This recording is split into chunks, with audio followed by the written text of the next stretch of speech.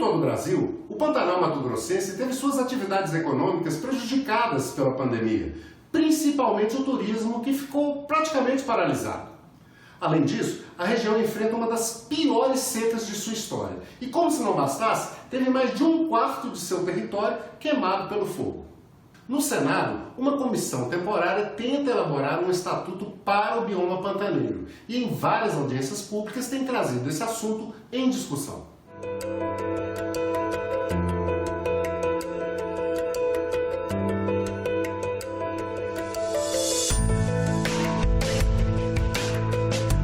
Uma semana, 516 mil hectares. E eu posso garantir a todos vocês, são mais que números. É uma cena de horror grandiosa. Se fosse um problema simples, né, o fogo, nós tínhamos aí os Estados Unidos, não deixaria, que é a maior potência do mundo, não deixaria queimar cidades. A gente poderia trabalhar com diversas ações para fomentar a atividade produtiva e, ao longo desses anos, quase ou nada foi feito.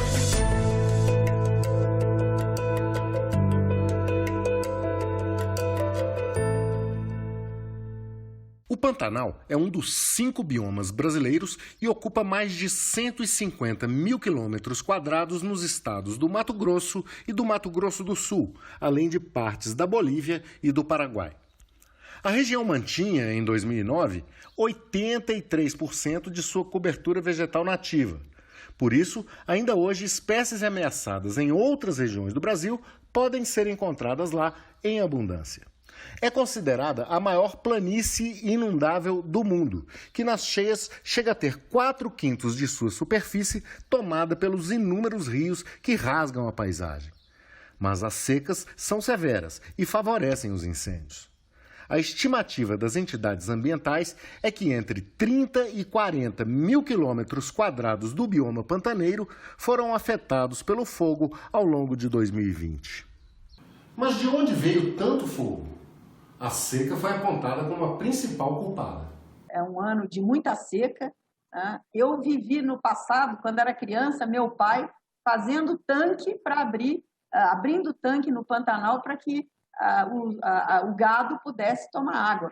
Vivemos uma seca há 40 e tantos anos atrás, violenta, e me parece que estamos repetindo ela agora em 2020. Já estava previsto já pela NASA, em dezembro e janeiro já se mostrava que o Pantanal estava seco, enquanto em todos os anos anteriores o Pantanal estava lá devidamente com a umidade, que nos meses entre outubro e março nós temos aí o período de cheia no Pantanal. Nós temos que entender que se fosse um problema simples, né, o fogo, nós tínhamos aí os Estados Unidos, não deixaria, que é a maior potência do mundo, não deixaria queimar cidades como queimaram aí nessas catástrofes que acontecem também em outros lugares. Segundo ambientais da Universidade de uma semana, as cheias de 16 hectares, numa média diária 516 mil hectares, numa média diária de 73.700 hectares. Todavia, eu posso garantir a todos vocês, são mais que números. É uma cena de horror grandiosa. Numa declaração altamente polêmica e bastante criticada na mídia, a ministra da Agricultura disse que parte da culpa vem da falta de gado. Eu falo uma coisa que às vezes as pessoas criticam, mas o boi, ele ajuda, ele é o bombeiro do Pantanal, porque é ele que come aquela massa do capim com a seca, a água do subsolo também baixou os níveis, essa massa virou o quê? Um material altamente combustível, né? Incendiar, aconteceu o desastre porque nós tínhamos muita matéria orgânica seca, que talvez se nós tivéssemos um pouco mais de gado no Pantanal, isso teria sido um desastre até menor do que nós tivemos esse ano. A ministra comentou muito bem, Pantanal, com essa seca que é a maior dos últimos 40 anos, ele tem um subsolo que também ele é um combustível. Então, o fogo anda também pelo subsolo e aparecem algumas frestas, então é difícil a gente prever a velocidade, o vento muda, isso tudo dificulta. O fogo, ele precede a chegada dos homens no Pantanal. Então, o Pantanal, ele é um ambiente adaptado ao fogo. Que o manejo de fogo, ele seja integrado de forma a planejar durante de acordo com o combustível de cada fazenda, e que esse fogo seja permitido, mas de uma forma racional, com o uso integrado, o manejo integrado do fogo.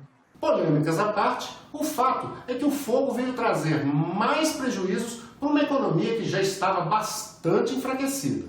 A gente tem que lembrar que o pantaneiro empobreceu. Eu acho que esse grupo pode trazer uma grande contribuição para as medidas que nós faremos para prevenção, mas também para que o homem que está no Pantanal continue a fazer o seu trabalho de preservação, né, mas que ele também tenha como sobreviver com dignidade, com políticas públicas adequadas, com linhas de financiamento para que ele retome a sua atividade. O Pantanal foi o celeiro da riqueza da pecuária no Brasil num passado até um tanto recente, e que depois, com cheias e secas e tudo mais, acabou que a economia pantaneira, tendo em vista a própria força que a natureza impõe, acabou sendo reduzida, e hoje o pantaneiro empobreceu e depende hoje exclusivamente de turismo rural, de algumas questões de uma pecuária extensiva. E como recuperar a economia pantaneira sem prejudicar o meio ambiente? A saída passa pelo desenvolvimento sustentável. Criarmos um projeto de desenvolvimento sustentável do Pantanal, protetivo de toda a nossa população, principalmente aqueles mais sensíveis, que são os ribeirinhos, os quilombolas, os indígenas, mas também o pequeno proprietário, todos os proprietários que tiveram ali as suas propriedades queimadas, os investimentos do turismo hoje. Então, vai necessitar realmente de um grande projeto de desenvolvimento. Para que a gente possa dar todos os subsídios que vocês possam precisar, para que a gente tenha uma política de apoio ao Pantanal, né, para essa parte de acidentes ambientais, mas também é uma política de desenvolvimento sustentável, moderna. Não podemos perder de vista que proteger o Pantanal significa conciliar a conservação da natureza com o uso econômico sustentável e o bem-estar da população. Esse é o conceito-chave que guia essa proposta desse estatuto, na forma também como está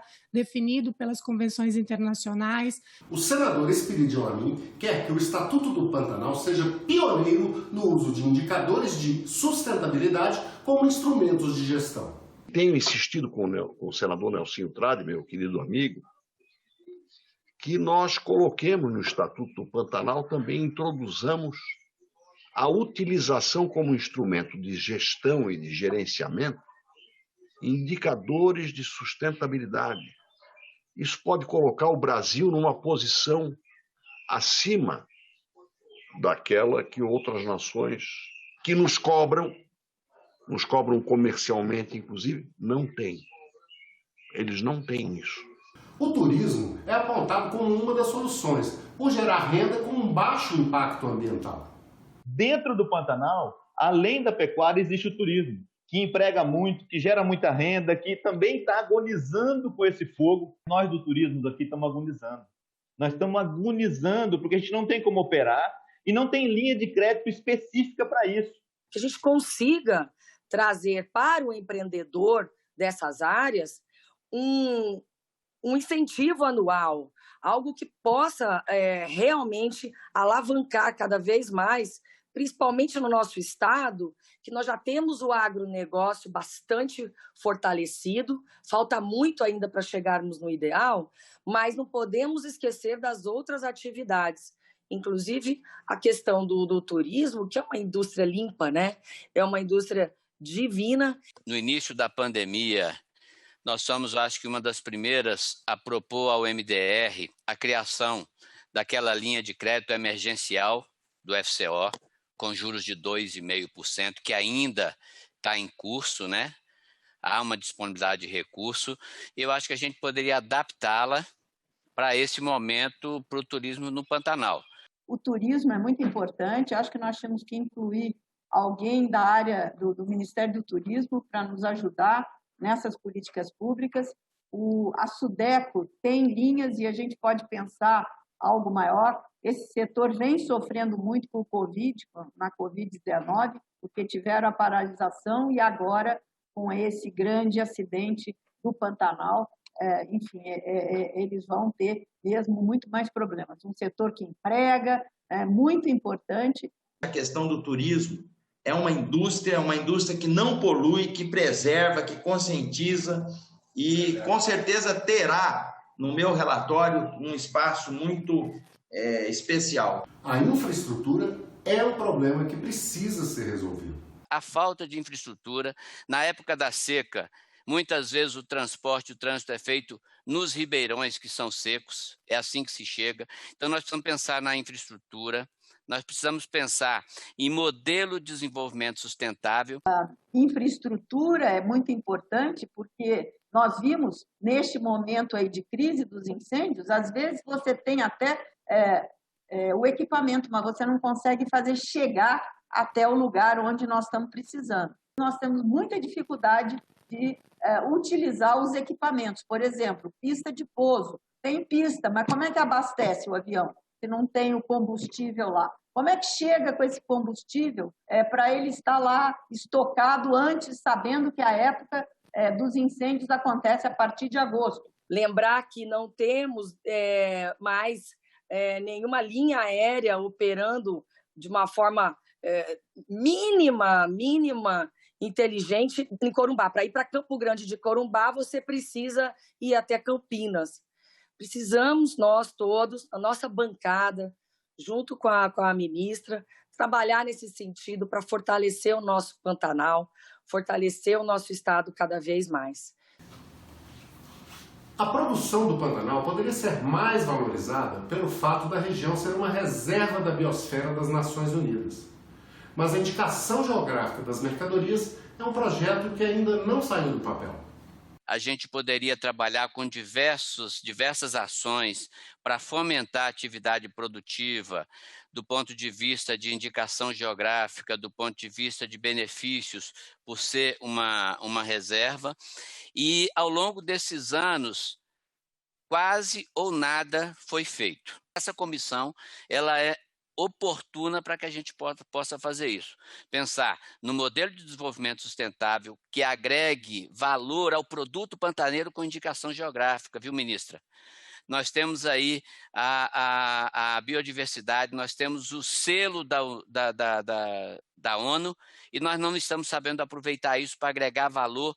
Colocarmos lá, por exemplo, uma indicação geográfica do mel do Pantanal, né? Podemos colocar a questão também do selo, né? Um selo orgânico para carne, que já trabalhamos lá no Pantanal também, já existe um trabalho em cima disso e pode ser intensificado. Além do selo de indicação geográfica, outras iniciativas ligadas à economia verde também podem valorizar os serviços e produtos do Pantanal, até mesmo serviços que não são tão claros para o consumidor final, como serviços ambientais. O principal ponto que a gente acredita que seria os incentivos para a proteção de uso sustentável desse bioma. Selos orgânicos seriam essenciais para incentivar, então, essa pecuária de baixo impacto, que é o diferencial do Pantanal, porque isso gera um produto agregado que é um produto único no mercado. Aproveitar todo o modelo econômico hoje de economia verde para a gente criar um sistema de pagamento por serviços ambientais, é exemplo do que o Ministério do Meio Ambiente já está fazendo na Amazônia Legal. Acho que é muito importante isso e a gente tem que caminhar para esse trabalho. E a atenção maior deve ser dada àqueles produtores que preservam as bacias dos rios e as suas nascentes. Afinal, sem água não há Pantanal.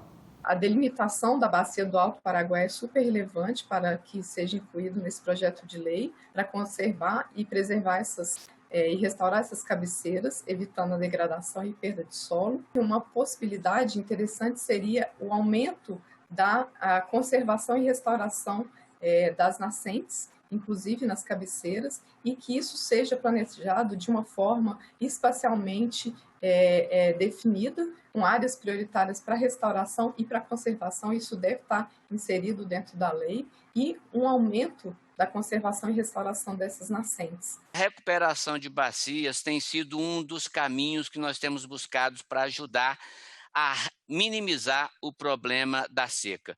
Se nós começarmos a atuar numa recuperação das bacias do Alto, do Médio e do Baixo Taquari, a gente pode evitar que as áreas que normalmente estão inundadas, elas permaneçam inundadas por mais tempo, com a recuperação das bacias, minimizando o problema das queimadas. Então, a gente tem que concentrar os trabalhos também na recuperação de bacias para dar segurança hídrica e trabalharmos no modelo de desenvolvimento sustentável. Os estudos que tivemos desenvolvendo aqui na universidade, notamos então que está ocorrendo um chamado arco do desmatamento no Pantanal, que há uma projeção de perda de 14 mil quilômetros quadrados até 2050. Isso está avançando, então, do Planalto para a planície. Se existe uma falta de cobertura vegetal no Planalto, isso vai chegar até a planície. Um trabalho seríssimo pela frente para fazer, que é a recuperação das bacias. Nós precisamos concentrar nisso, porque nós temos os arrombados, nós temos o carregamento de dejetos para os rios, por isso a seca, uma seca dessa natureza, ela aumenta a área que não fica inundada. Para os debatedores, o trabalho do pantaneiro ao longo dos anos foi fundamental para a conservação do bioma, mas é preciso pensar na preservação para o futuro. O pantaneiro, né, o homem do Pantanal, preservou até hoje. Talvez a nossa pecuária ela começou lá no passado, há 200 anos atrás, no Pantanal. O Pantanal foi o celeiro, vamos dizer, da riqueza do nosso estado lá no passado, com a pecuária extensiva, e assim mesmo nós chegamos hoje, né, em 2020, um Pantanal com mais de 80 e tantos por cento de preservação. Mais de 90% do território pantaneiro ele é da iniciativa privada, e mais de 85% todo ele hoje ainda é totalmente conservado. Então, a iniciativa privada tem toda essa responsabilidade de manter esse bioma na sua conservação. Existe uma certa penalização dos pantaneiros e uma certa crítica em relação às pessoas que vivem no Pantanal, talvez por essas que criticam não conhecerem o Pantanal e não entenderem a dificuldade da vida do pantaneiro e como as questões econômicas por lá. Esse grupo aqui ele pretende também verificar não só a questão do combate ao fogo, mas também de quais políticas de desenvolvimento nós precisamos aí para o Pantanal. O mercado verde, a biodiversidade hoje ela está em alta e nós precisamos trabalhar para poder alavancar a produtividade da região do Pantanal do ponto de vista da biodiversidade. A gente precisa remunerar o pantaneiro, remunerar quem conserva a área, e o serviço ambiental ele é fundamental para a gente fazer essa preservação. Um dos problemas apontados para o desenvolvimento sustentável do Pantanal é a falta de gestão. A gente tem lá em 2008, foi criado um comitê técnico na Casa Civil, com todos os ministérios, Ministério do Meio Ambiente, Ministério da Agricultura, Casa Civil, Ministério da Defesa, fizeram diversos estudos para identificar inúmeras ações e mesmo com todos esses estudos levantados pelo comitê técnico, pouco se fez. Então a gente precisa ter alguém para direcionar essas ações. Eu acho que é muito importante que o estatuto, chamado Pantanal, traga inovações em matéria gerencial, não só esta que eu mencionei, mas com a contribuição da academia nós podemos definitivamente dizer que o Brasil não é réu. O Brasil é e pode ser um exemplo cada vez melhor. Dentro desse Estatuto do Pantanal, que se for criado uma comissão como foi criado da Reserva Biológica da Biosfera, que a superintendência ela pudesse ajudar na gestão das ações. Primeiro porque a lei complementar permite com que a superintendência ela seja gestora das ações de todos os ministérios que estejam direcionadas ao Centro-Oeste. e a gente poderia sim ajudar nessa execução, na compilação das ações e na avaliação de todas as políticas para que elas possam ser concentradas e melhor direcionadas, dando eficiência e eficácia para a política pública. Como vimos, desde o ano 2000, o Pantanal é considerado uma reserva da biosfera, título conferido pela Unesco. Mas a falta de aproveitamento de recursos internacionais por pouco não retirou essa distinção. Ao longo desses anos, quase ou nada foi feito. O senador Wellington citou a ação de recursos do Banco Mundial. Nós tivemos ali, logo no início, uma ação do BID junto com o Banco Japonês, que estariam disponibilizando 400 milhões de dólares a ser disponibilizado em 2 etapas, com 168 milhões na primeira etapa, lá em 2002, e mais 232 milhões em 2006, para dar continuidade. Entretanto, nada disso caminhou. Em 2017, a reserva estava correndo o risco de perder esse título de reserva da biosfera, e graças à iniciativa de Mato Grosso e Mato Grosso do Sul, foi renovada.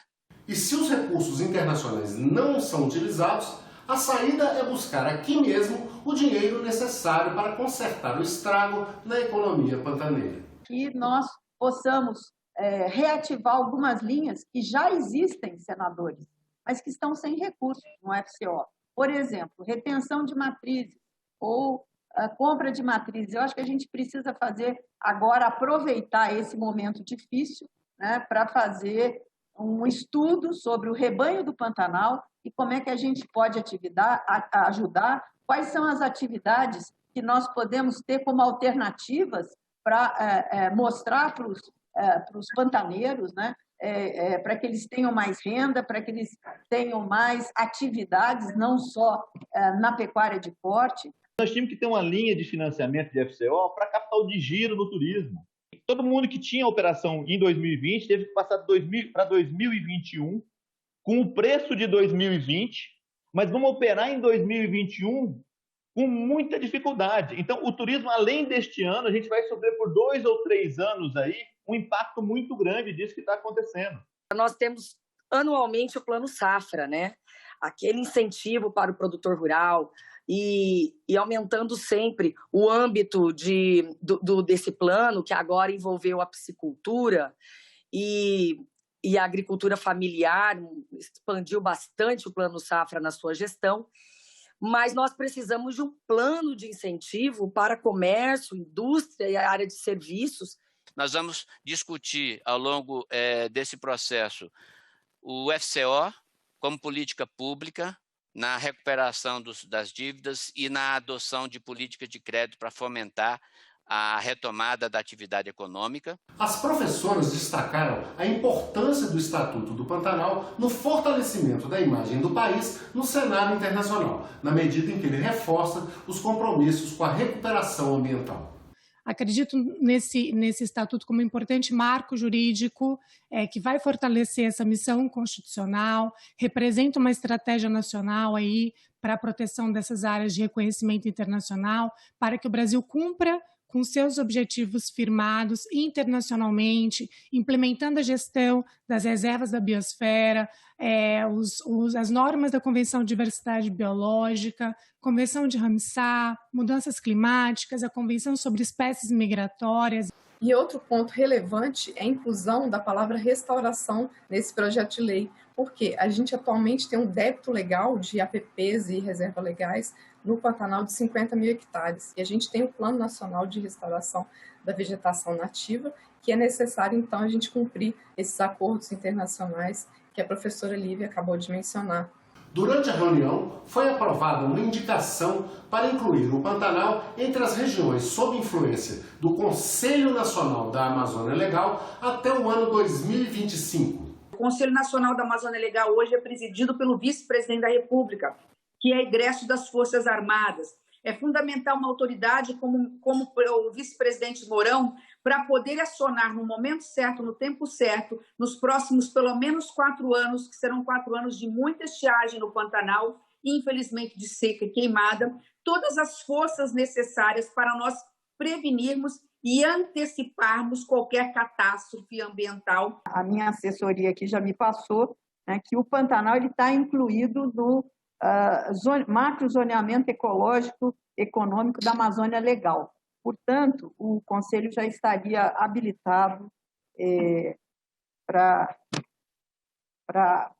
também colocar o Pantanal sobre a sua competência. Então, isso é uma coisa que vocês vão discutir e que será muito importante essa decisão aí, juntamente lá com o vice-presidente Mourão. Gostou do programa? Compartilhe. Obrigado a você que esteve com a gente e até o próximo Em Discussão.